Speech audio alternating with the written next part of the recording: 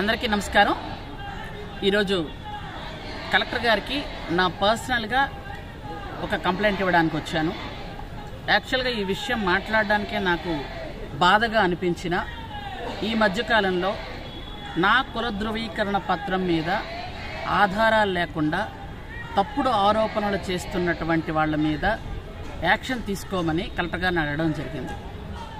ముఖ్యంగా నేను ఎప్పుడైతే ఎలక్షన్లో పోటీ చేస్తాననుకుంటానో ఆ టైంలో ఖచ్చితంగా వీళ్ళందరికీ నేను ఎస్టీ కాదు అని ఏదో ఒక అలిగేషన్ తీసుకొచ్చి కలెక్టర్ గారికి కంప్లైంట్ ఇవ్వటం, ఇలా చేయటం ప్రతిసారి ఈ రేగు మహేష్ అన్న ఒక లాయర్కి అలవాటు అయిపోయింది।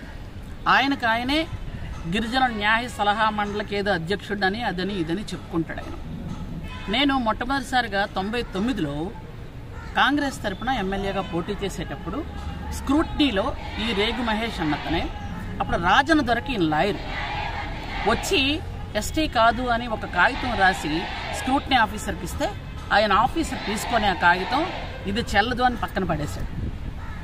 ఆ తర్వాత మళ్ళీ 2009 నేను తెలుగుదేశం తరపు నుంచి ఎమ్మెల్యేగా పోటీ చేస్తున్నప్పుడు మళ్ళీ అప్పుడు ఇంకొక కాగితం స్క్రూట్నీలో ఎస్టీ కాదు అని పెట్టగానే వెంటనే మళ్ళీ అప్పుడు మళ్ళీ ఎలక్షన్ ఆఫీసర్ తీసుకొని మీకు మధ్య లేదా ఏ రుజువులు లేకుండా తీసుకొస్తారా అని ఆయన పడేశారు ఆ కాగితం।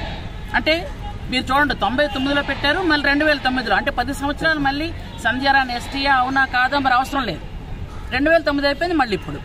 ఎందుకంటే మళ్ళీ నేను ఈ మధ్యలో పోటీ చేయలేదు, మళ్ళీ ఇప్పుడు నేను ఎమ్మెల్యేగా పోటీ చేస్తున్నాను, టికెట్ ఆల్రెడీ కన్ఫర్మ్ అయిపోయింది కాబట్టి తెలుగుదేశం జనసేన ఉమ్మడి అభ్యర్థిగా ఎప్పుడైతే చంద్రబాబు నాయుడు గారు కన్ఫర్మ్ చేశారో అప్పటి నుంచి హైకోర్టులో వేస్తాం, ఈవిడ ఎస్టీ కాదు ఇవి మొదలుపెట్టారు। అంటే